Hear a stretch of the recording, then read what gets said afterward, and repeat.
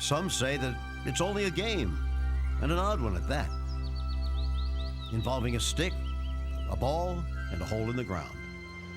Where it began, no one knows. Its origin is lost in the mists of time. But its soul is timeless. There's not a game you can name that is as varied, as complex, as exalted one moment and painful the next as golf. It's a game where you go from immense highs to immense lows, and you're trying to beat a foe who doesn't exist. For this is a game shared by fathers and sons. On fields touched with beauty by the hand of God, and others nurtured with love by mankind. Its lure is difficult to define, impossible to exaggerate. An obsession that can begin at any age and last a lifetime. It was that way for two Texans, born the same year. They learned the game in the same caddy yard as boys, hoisted the same trophies as men.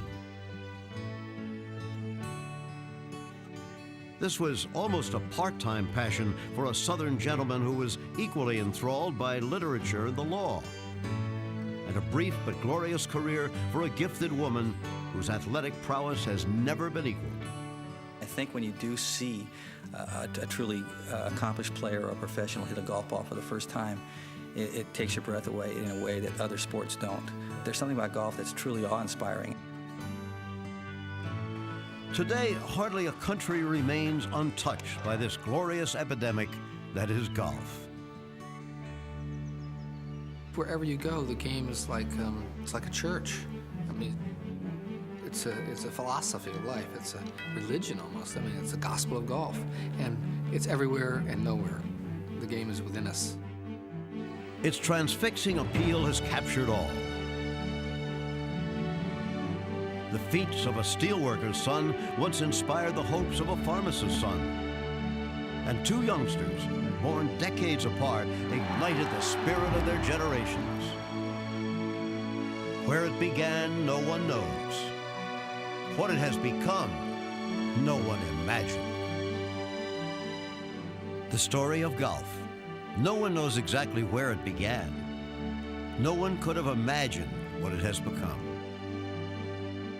I think that if you were to take somebody like Charles McDonald and just transpose him into the late 20th century, he'd take a look at the game and say, seems to be a bit easier. The bunkers aren't as severe, the conditions aren't as severe, but I can relate to that game, and I'm sure that he would do well, because the game is essentially the same.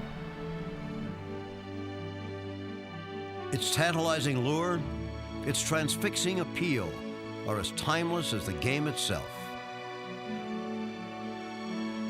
You've only got to hit one shot in the middle of the club and you're hooked.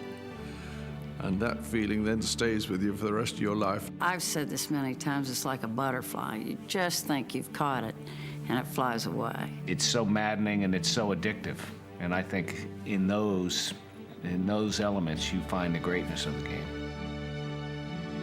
Today, this game involving a stick, a ball, and a hole in the ground is played in 80 different nations on more than 25,000 courses by close to 50 million people. That's right, 50 million people play this sport, a sport that increases the blood pressure, ruins the disposition, spoils digestion, hurts the eyes, calluses the hands, makes liars out of honest men, and fools out of everyone. We'll always keep coming back because each of us wants to somehow have that magic round that transcends all the others. It's what motivated Arnold Palmer and Jack Nicklaus, and it's what motivates you and me. Golf can't be beaten.